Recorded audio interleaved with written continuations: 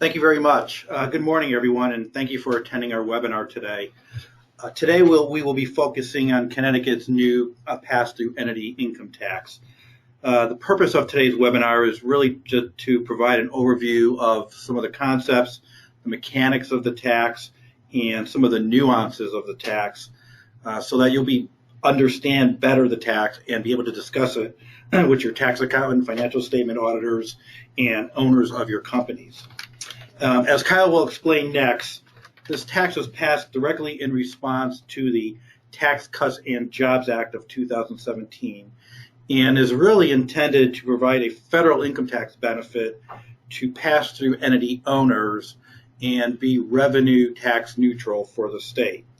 So with that, I will turn it over to Kyle, and Kyle will explain a little bit about the background of the tax. Thank you, Tony. So the Tax Cuts and Jobs Act gave us a number of taxpayer favorable changes, but it also gave us a number of taxpayer unfavorable changes. And one of the changes that was highly unfavorable for some taxpayers was the state and local tax itemized deduction cap. So pre-Tax Cuts and Jobs Act, individuals could claim itemized deductions for state and local government income and property taxes paid not subject to a fixed limit.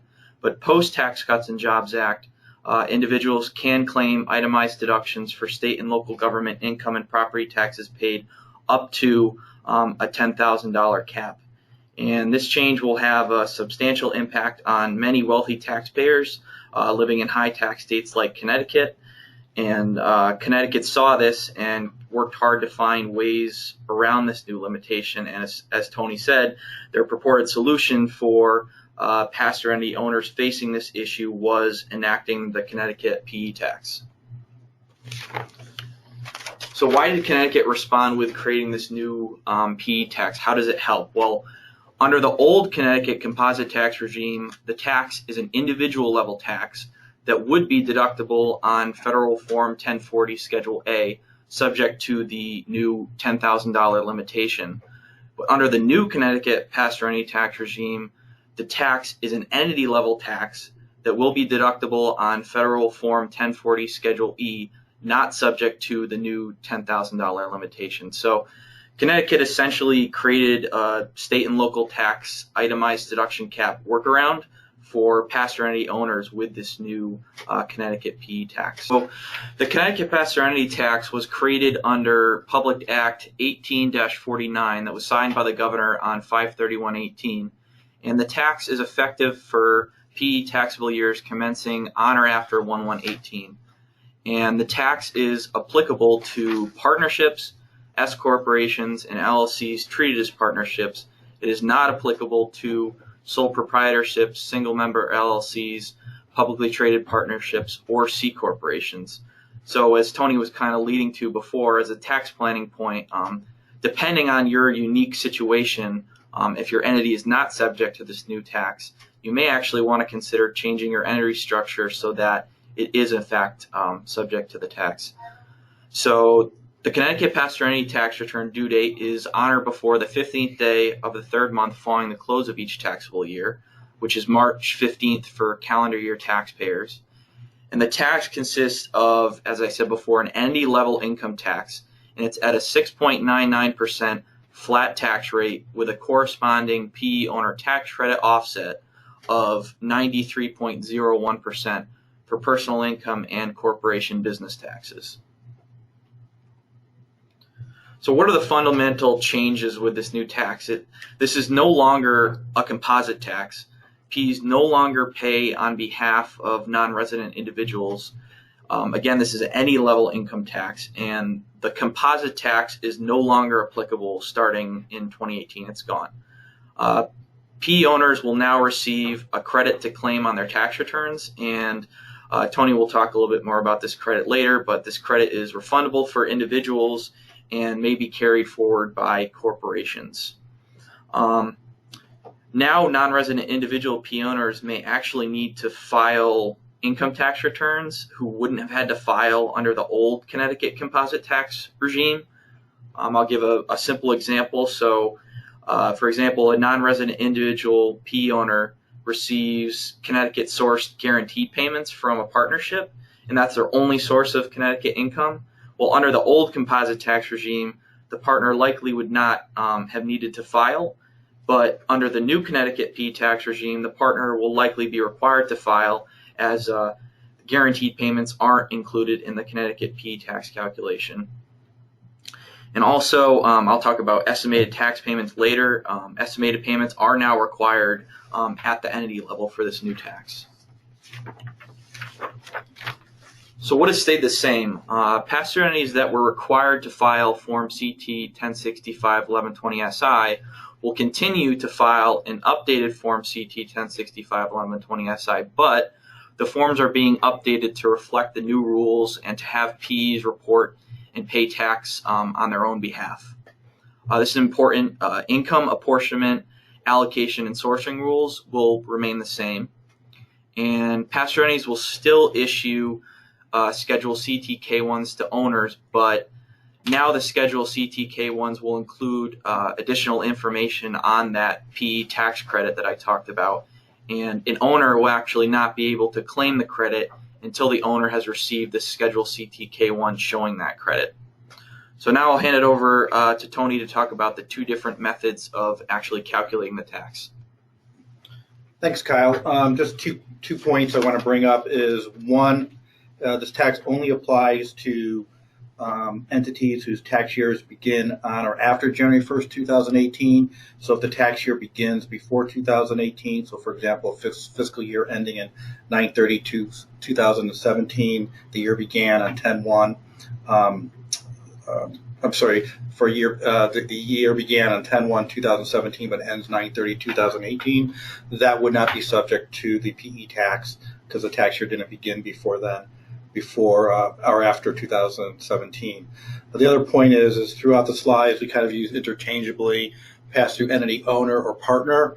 Partner means the same thing as pass-through entity owner. The DRS uses partner in all their guidance, but that would also apply to an S corporation owner. So where we use partner or PE owner, they're the same. It's really the owner of the pass-through entity. So don't get confused by that. So taxable, again, we're going to go through some of the concepts. We're not trying to make you experts here, but really sort of educate you at a high level of how this tax is calculated. It's very different than any other calculation I've ever seen or any state has ever had. And really, it's, again, for you to understand it so you can speak to your tax accountant, your owners, and your financial statement auditors in a more knowledgeable way. There's two methods that you can elect to calculate the tax. The first one is what I call the Connecticut source income method.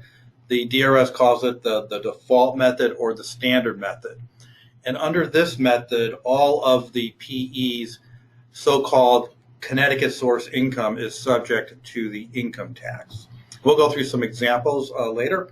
So that's the first method. That's the default method.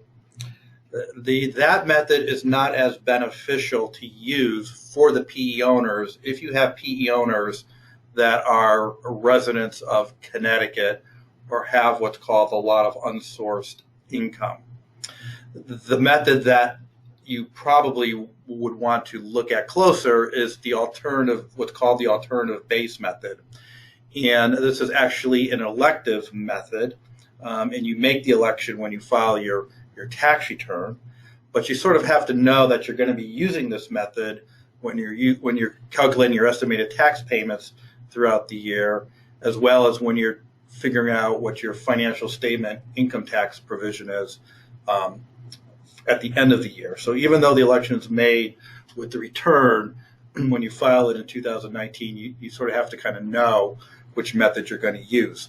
And as it says here, only income attributable to partners who are individuals.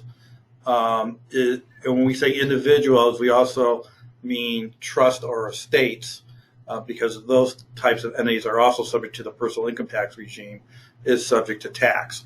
So you'll see there's some nuances as we go through the examples of which method might be more beneficial for you and the PE owners. So let's talk about the first method, the Connecticut source income method, which again the DRS refers to as either the standard method or the default method. Under this method, the taxable income is based on Connecticut sourced income as determined under the personal income tax rules. So we're determining what that Connecticut source income is, not using C corporation sourcing rules, even though it's an entity level tax, but basically using how a non-resident would be subject to income taxes in Connecticut, using those rules to determine what the Connecticut source income is of the pass-through entity. Under this method, all of the Connecticut source income is taxable regardless of the entity or type of owners. So owners may be individuals, resident or non-resident, trusts, estates, C corporations, ESOPs, nonprofit organizations, insurance companies, etc. It doesn't matter who the owners are to use this method. You simply calculate the Connecticut source income and you multiply that by the 6.99%, and that's your entity level income tax. It's a very relatively straightforward calculation to come up with that tax.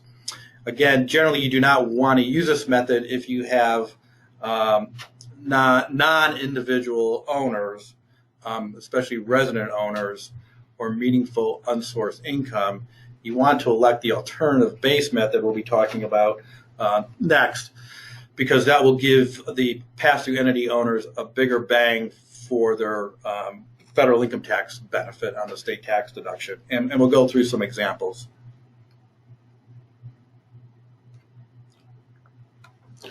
So the alternative base is the second method.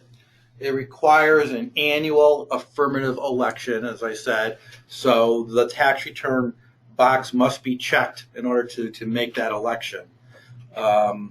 It'd probably be applicable in the vast majority of situations, and I say that because if you have individual owners, especially if they're resident, this is generally the method you would want to elect to give them the biggest income tax benefit possible, federal income tax benefit possible. Under this method, you have to know who the owners of the PE are, because it's only the income that's attributable to individual owners that are subject to the tax.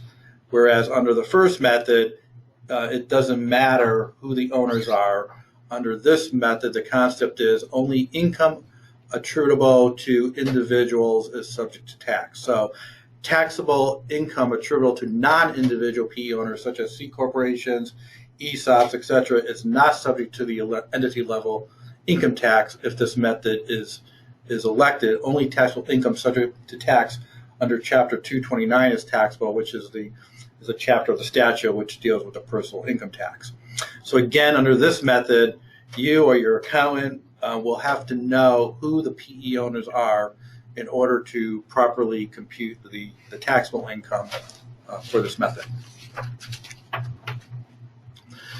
The definition of taxable income is fairly straightforward. If you can visualize a partnership return or an S corporation return, it's basically page 2, the Schedule K. It's the separately stated and non-separately stated federal items in Section 702A, which is a code section that talks about that.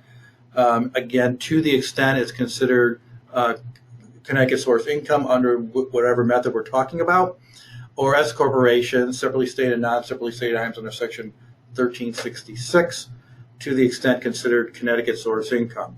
When you determine these taxable income numbers, it's irregardless of any individual limitations. So, for example, if the partnership or S corporation had a $50,000 capital loss, normally at the individual level that's capped at $3,000. But for purposes of this, there is no capping.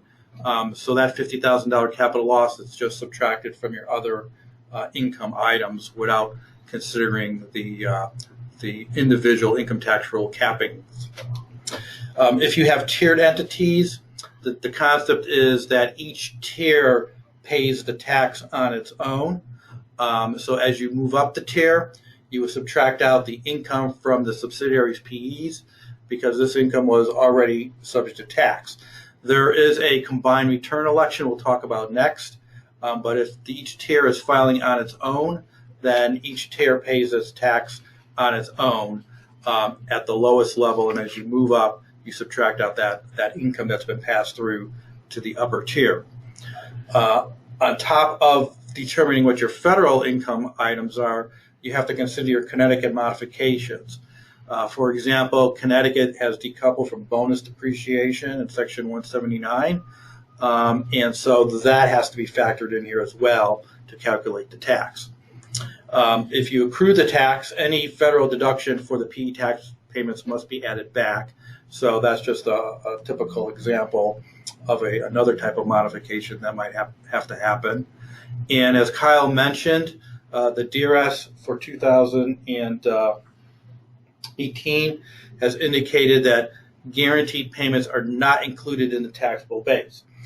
What that means is the guaranteed payments are treated as a deduction from ordinary income, but when they are paid out and shown on Schedule K of the Partnership 1065, they are not included in the taxable base for the PE tax. However, the non-resident partner who receives that guaranteed payment is still subject to tax on the Connecticut source piece of that guaranteed payment as they were before. The difference was that the PE paid that tax on behalf of the non-resident partner. Now, because it's not in the base, the non-resident partner will have to make estimated payments themselves.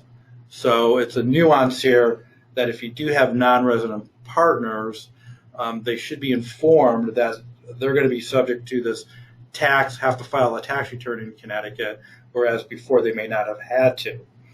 There is some planning around this going forward, but right now that's the rule for 2018, so little you can do. It's my understanding that the DRS may look at this a little bit closer, may get some legislative action to include the guaranteed payments in the base, but that creates other problems as well. So stay tuned for that. So let's go through a quick example of Connecticut source income under the standard base. Just assume we have three equal partners. We have a non-resident individual, a resident individual, and a C corporation. And remember, it doesn't matter who the owners are to calculate the income. Let's say your total income is $200,000. That's your Schedule K, of which you determine $150,000 is determined to be Connecticut source income. You simply take the 150 times the 6.99%, and the entity has to pay a tax of $10,485. The credit is equal to 93.01% of the $10,485. So the credit gets distributed to each of the partners equally in this case. The $9,752 gets distributed. The 93.01%, when you go through the math, it's to make everybody whole at the individual and corporate tax level. It's essentially 100 minus the 6.99 is where you get the 93.01. So it's sort of a quirky number, but the credit isn't for the full amount, the 10,485, it's for 93.01% of that amount. So the federal impact is because the PE tax is imposed on the entity, the PEK1 taxable income is reduced from $200,000 to $189,515. Thus, a federal tax deduction for Connecticut state tax is obtained for each partner through AGI of $3,495, whereas before that the individual would have lost the deduction because they were presumably over the cap if they had other income sources. So by doing this, we're basically burying the state tax deduction through their AGI. So the federal K1s, each person will get a $63,172 federal K1, and they'll each get a Connecticut credit of $3,251, which in theory would wipe out the taxes associated with the income that's been distributed to them on their Connecticut return. So how is the alternative base different than the standard base? Again, it has to be elected annually. That's very important. You have to check a box on the return. Only the Connecticut source income attributable to individuals are subject to tax. And again, when we say individuals, you mean trusts and estates. Income attributed to non-individuals is not subject to the tax. The alternative base method taxes the income attributable to resident individual owners if this income is not sourced to a state where the PE does business. So under this method, we'll go through an example. They introduce a term called unsourced income. That so-called unsourced income, which is taxed by Connecticut or another state, is taxed for the PE tax. So this base is a little bit more complicated. It's the sum of two bases. It's what's called the modified Connecticut source income, or MCSI as I call it. And that's the Connecticut source income attributable to resident and non-resident individuals, plus the resident portion of unsourced income, what I call RPUI, the income which is attributable to resident individuals that is not sourced to a state where the PE does business. And we'll go through an example so you can see how this works.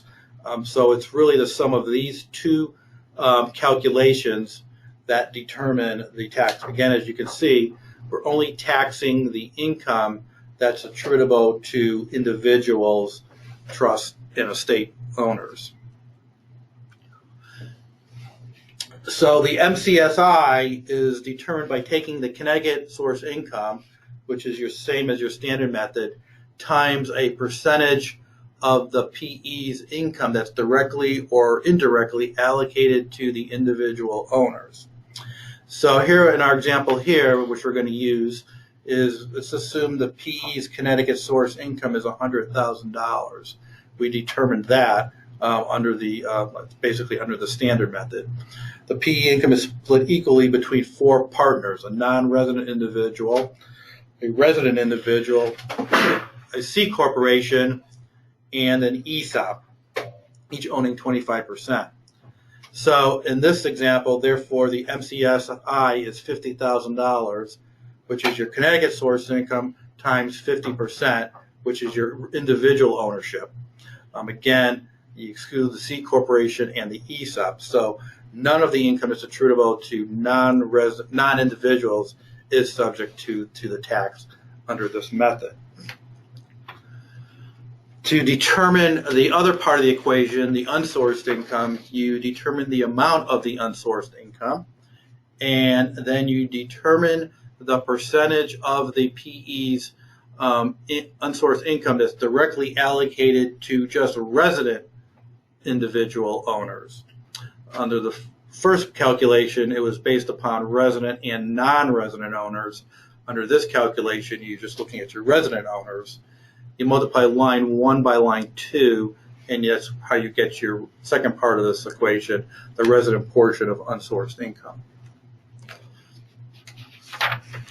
So as before, USI means unsourced income means the totally separately and non-separately stated items of the partnership or the S corporation, plus or minus Connecticut modifications like bonus depreciation and so on, minus the Connecticut source income that you previously determined, and minus any other state source income that the PE is sourcing to another state.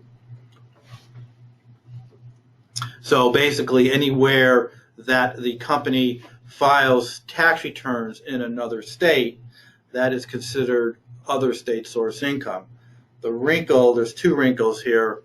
The first wrinkle is you have to use the Connecticut sourcing rules. So for example, if you file a tax return in a particular state and they use a 3-factor sourcing rule to apportion their income, for Connecticut purposes, for this tax, you have to use Connecticut's apportionment rule, which is a single sales factor.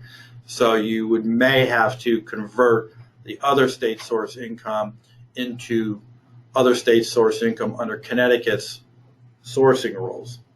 The other kind of quirky thing about this tax is and I'm not sure why they wrote it this way, but it's based on whether or not the state has the jurisdiction to tax you, not whether you simply file a tax return.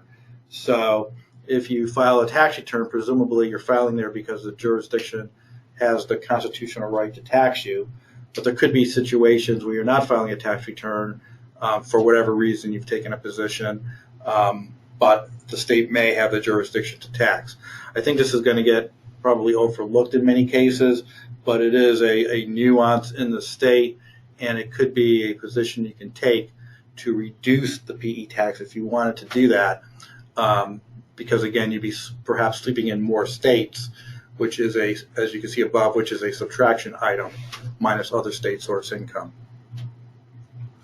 So here it is in a sort of a formula. It's your total federal taxable income plus or minus your Connecticut modifications minus the Connecticut source income minus other state source income. At the end of the day, what you have is unsourced income, income that's not being taxed either by Connecticut or by any other state that has a jurisdiction to tax that income.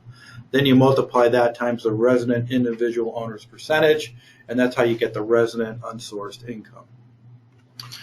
So to continue the example, let's say the PE's total income is $900,000, its modifications are $100,000, and it's determined that its other state source income is $400,000. So we start with the 900, we add in our Connecticut modifications, which could be a bonus depreciation for 2017. We subtract out our Connecticut sourced income that we determined on the previous slide, because if you remember, we've already considered that in our first part of our equation. And then we subtract out our other state source income, which I provided in the example. So we have unsourced income that's not being taxed in Connecticut or any other state of $500,000. Our resident owner percentage is 25%, which we said in the facts. So our UPI is $125,000.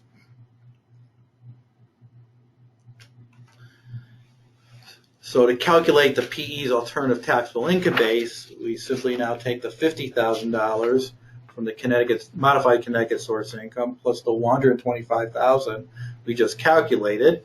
So our PE income tax base is $175,000. Our tax is the 6.99%.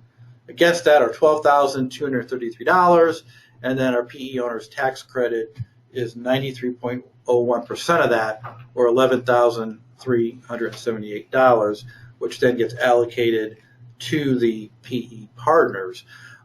It's not going to get allocated to the non-individual partners because that income wasn't taxed. So then that would get allocated to just the resident individual partners, or non-resident individual partners. So it gets allocated to, I should just say, the individual owners. I'll talk about now is how the tax credit works. So once you calculate the tax, you take the pro rata share of the PE tax times 93.1%. And a owner's share of the PE tax liability is determined based on the percentage of the partner's distributed share of income that's included in the PE's income subject to tax. So what that means is you don't necessarily look at just the ownership percentages of partners because there could be special allocations involved. So what you're trying to determine is, based upon the special allocation, how much income is being sent to the partner and how much tax is going to be imposed by that partner for Connecticut purposes, and what should that partner's fair share of the credit be. So it may not be simply taking the partnership ownership percentages and multiplying it by the tax and distributing it that way. You actually have to make a separate calculation if you have special allocations to determine what the credit is. The DRS has issued guidance on this and has provided some examples. A trust that is an owner of a PE may allocate all or a portion of a credit between the trust and its beneficiaries. And a taxpayer cannot claim a PE tax credit prior to the receipt from the PE of a Schedule CTK1 showing the tax credit. So a taxpayer basically can't file a tax return before they get the Connecticut K-1 and determine what they think the credit might be. I don't know if the DRS is going to require that the K-1 gets attached to the return somehow. I don't believe so.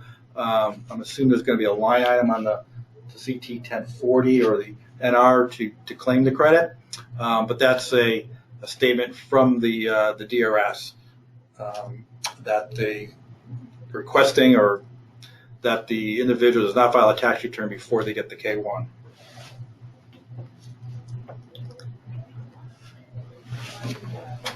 Wrong way. Okay, thanks. So on the personal income tax side, if you're an individual owner, a PE is subject to the PE tax. The law allows the person to claim a refundable credit equal to the credit tax. So if for some reason your tax liability your Connecticut tax liability is less than the credit, you can actually get a refund of that amount. It's not limited to the credit. It's not carried forward. For corporations, it's a little different. Again, this would only apply if the standard method was elected by the pass-through entity, the first method, and the corporation received the K-1. It would still get a 93.01% of its share of the PE tax that was allocated to it. The corporation is to apply this credit after all the other tax credits are applied, and which are usually subject to the 50% cap. The credit is not subject to the corporation. This credit is not subject to the business tax credit cap, so you could further reduce your tax by that. Unlike individuals, though, if that credit exceeds your tax after you go through this the mechanics, you can then carry it forward indefinitely. It is not a refundable credit like it is for individuals. As I mentioned before, when I was talking about tiered entities, is that there is a election that an entity can elect annually to file a combined return with one or more commonly owned entities that are subject to the PE tax. And this combined method was in large part geared towards the real estate industry, where you might have a pass-through entity management company that is profitable, but real estate PEs that are generating losses because of depreciation or what have you. So why have the PE management company pay the tax if it's related to others that have losses? You can make an election to file a combined return so that losses can offset income from other members. The election is made on a PE tax return filed with the DRS. The election is made by the due date or extended due date, and you have to choose one of the methods, again, on the combined basis. There will be a special form for combined returns to do this. So if you are in an affiliated group, which I'll define next, this might be beneficial to you and your owners. The definition of a commonly owned entity is where you have more than 80% of the voting control is directly or indirectly owned by common owners. It could be corporate or non-corporate with attribution. Again, it has to be more than 80%. Entities that elect to file a combined return must net their taxable income on a return basis, and each entity is jointly and separately liable for the tax. Under this method, a combined group can allocate the PE tax credit to the owners in any manner it wants to. So it doesn't really necessarily have to come up with a percentage of ownership or special allocation. It can basically, any way it wants to allocate the credit willy-nilly, it can go ahead and do that. So when we talk about treatment of tiered entities, again, if we're not making a combined return election, LEC1 would file a PE tax return, pay tax. LEC2 and LEC3 would also file a Connecticut return and subtract out the Connecticut source income that was taxed by LLC1 as well. And so that's not being double taxed. So with that, I am now going to turn it over to Kyle to talk about estimated tax payments. Thanks, Tony. So the law requires pass-through entities to make quarterly estimated tax payments equal to a required annual payment which are due on the 15th day of the taxable year's 4th, 6th, and 9th months, and on the 15th day of the first month of the next taxable year. And just so you know, these payments can now be made electronically. Underpayment penalties may be assessed if you don't meet the safe harbor payment requirements, but if the PE is assessed penalties, it may actually be able to seek penalty relief from the DRS. You may want to consider owner recharacterization of estimated tax payments to avoid assessment of underpayment penalties. And I'll talk in a minute about what recharacterization is. So if you do choose to pay your estimates by check, you'll need to fill out CT 1065 1120 SIES vouchers and follow the attached instructions, which you can see here. This form can be found on the DRS's website. So now I'll talk about recharacterization and what that is. So for 2018, the DRS will allow PEs with the consent of one or more of their PE owners to elect to recharacterize all or a portion of the April 15th, June 15th, and September 15th income tax estimated tax payments made by such owners so that their payments are transferred to the PE and applied against the PE 2018 estimated tax payment requirements for these quarters. The 2017, just so you know, the 2017 tax overpayment may be recharacterized as well. The Connecticut DRS came out and said that. Recharacterization must be done by 12/31/18, and the recharacterized amounts will be deemed to have made by the pass-through entity as of the date that the pass-through entity owner remitted the payment to the DRS. The recharacterization election is irrevocable, and this is important. A single recharacterization amount will be reported by the PE owner to the PE, and the owner's estimated payments will be recharacterized in reverse chronological order. So what this means is that you can't really pick and choose which payments you want to characterize. It's reported as one single amount, and then which payments get taken out first are determined in reverse chronological order. And along those lines, the 2017 overpayments can be recharacterized only after all of the PE owner's estimated tax payments are recharacterized. And just so you know, an S corporation's shareholders' wage withholding cannot be recharacterized. And I wanted to note something important here, that if the PE owner did not make 2018 estimated payments prior to the date of the request that are either equal to or greater than that single recharacterization amount that you requested, then that recharacterization request from the PE owner will be denied in its entirety. And the PE will not be able to claim the requested recharacterized estimated payments on its return. So when you are recharacterizing payments, definitely make sure that you confirm that the payments were actually made so you don't run afoul of this rule. So generally, the recharacterization will be made mostly by residents, as non-residents were not required to make estimated tax payments throughout the year unless the non-residents had other Connecticut sourced income. The amount of the owner's P tax credit may be less than the amount of estimated tax payments that were recharacterized, so definitely keep that in mind. And recharacterizing the owner's estimated payments may actually subject the owner to underpayment penalties at the individual level, as you're effectively reversing the payments made at the individual level, which is potentially pulling that individual out of the safe harbor rules at the individual level. So definitely keep that in mind when you're recharacterizing payments.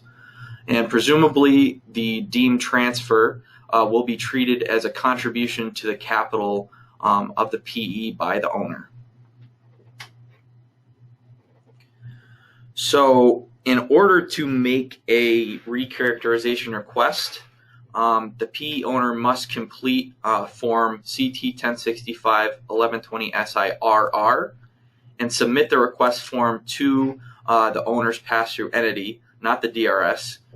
And then the pass-through entity must gather all recharacterization request forms from its owners and submit those request forms along with Form CT 1065 1120 SIRRS to the Connecticut DRS by 12/31/18. And both of those forms, again, can be found on the Connecticut DRS's website. So here's Form Connecticut 1065 1120 SIRR. So first, you need to input the requested PE info, then the requested PE owner info, and then you'll input the amount of 2018 estimated income tax payments to be recharacterized. And note, again, that this is one single amount that's being reported here. And then the PE and the P owners must sign and date at the bottom. And here's the other form I was talking about, Connecticut 1065 1120 SIRRS. So on this form, you'll input the requested PE info at the top, and then in the main portion of the work paper, you're going to input and summarize the information that you gathered from the PE owners on their CT 1065 1120 SIRR forms. And then the total of all 2018 estimated payments to be recharacterized are reported on line 25 of this form.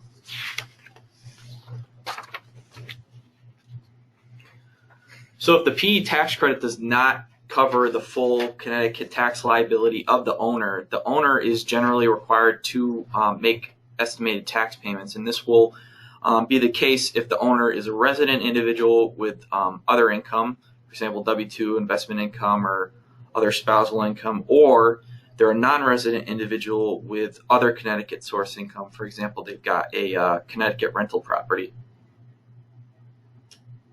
So now I'll talk about some nuances with non-resident individuals. So generally, a non-resident individual does not have to file a Connecticut income tax return if his or her only Connecticut source income is from the pass-through entity and the tax was paid by the pass-through entity. Although the non-resident individual can file a Connecticut return to potentially get a refund if they're not taxed at the highest marginal rate of 6.99%. And a non-resident individual must file a return if the P files a combined return and the non-resident individual's personal income tax liability would not be entirely satisfied by that offsetting P tax credit. So a few questions for non-resident individuals. Can they elect out of the pass-through entity tax? The answer is no. The P tax must be paid by the pass-through entity. Can they elect to file a composite tax return? The answer to that is no. There's no such thing as the composite tax anymore. It's gone effective in 2018. Can non-resident individuals pay estimated tax payments on the PE income? Answer to that question is yes, but will their home state give them a credit for those taxes paid? The answer to that question is it really depends. It depends on the treatment by the non-resident's home state. And this is a big area of concern right now for non-resident individual taxpayers right now, because if they're not allowed to claim a credit in their home state for the Connecticut PE tax, then they will be essentially subject to a double tax there, and no one wants that. So now I'll hand it back to Tony to talk about the financial statement impact and wrap it up. Thanks, Kyle. So as you can see, it gets very complicated quickly in that even though you're calculating the entity level tax, PE tax, you still have to be mindful of how that credit is going to work for the individuals and how those individual owners, our own PE owners, are going to be impacted at their level. For example, if you have a non-resident individual owner, they may have to file a tax return in Connecticut, whereas before maybe they didn't have to because of the whole guarantee payment issue we talked about earlier, and just some other nuances. So it's you have to keep your eye basically on two balls, the PE level and the PE owner level, to make sure that the tax is being calculated correctly and estimated tax payments are being made correctly throughout the year to avoid penalty notices. So leaving the tax side of things, this will now affect your financial statements, as corporations and partnerships will now be required to accrue, if on the accrual basis, a tax provision for Connecticut income taxes, whereas before they never had to do that in Connecticut. And that will include current and deferred taxes will be required with respect to the PE tax. So a FAS, what's called a FAS 109 calculation, which C corporations are very familiar with, pass-through entities, which who never had to deal with this, will now have to consider setting up a deferred tax and current provision and balance sheet accounts for the financial statements. The PE tax payments will be booked to a current tax payable account and no longer treated as distributions, as was the case under the prior tax regime. Again, because we're not paying the tax on behalf of the owners, it's a tax on the entity level. This is a transition year, so any 2017 composite tax payments that were made under the old regime during 2018 should still be treated as distributions because those taxes were paid on behalf of the owner. If a recharacterization election is made, then we presumably it's treated as a deemed transfer from the owner into the pass-through entity, and the pass-through entity is then deemed to pay it to the DRS. And the reason why we're doing this recharacterization election is because the PE is required to make estimated tax payments. If it doesn't make estimated tax payments, it could get subject to a underpayment penalty. So the DRS is allowing that for 2018 only, you can push down estimated payments made by the individual to the PE to avoid the PE getting hit with a underpayment penalty. Unfortunately, when the law was drafted by the legislators, they didn't think about all the nuances and the penalty provisions and how all this would work. So the DRS has basically agreed to this recharacterization method. It's not in the statute. It's just something the DRS is allowing.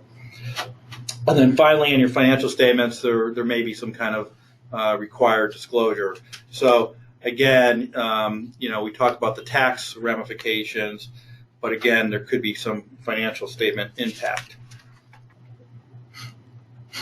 So has the IRS replied about this tax? We have not heard anything from the IRS. The IRS has seemingly focused solely on the recasting property taxes as charitable contributions. The IRS has voiced their disagreement with that treatment. But as far as this tax goes, they have not issued anything. I have not heard anything on the street. The DRS has not informed us that this tax will not move forward. So as of today, everything is a go. Hopefully it will survive so that when you pay the tax and it all works, the IRS doesn't come in 2 years later from now and unwinds it. But it's a tax that's on the books. So by statute, you are required to pay it. So to wrap things up, besides contacting myself or either Kyle to help you with this or talking to your own tax advisors, the DRS does have information on its website. They have information on how to make estimated tax payments, the PE tax calculation guidance, how the credit will work, how you determine Connecticut source income, and some other information. They actually have a button on the homepage that links you to the PE tax and all this guidance.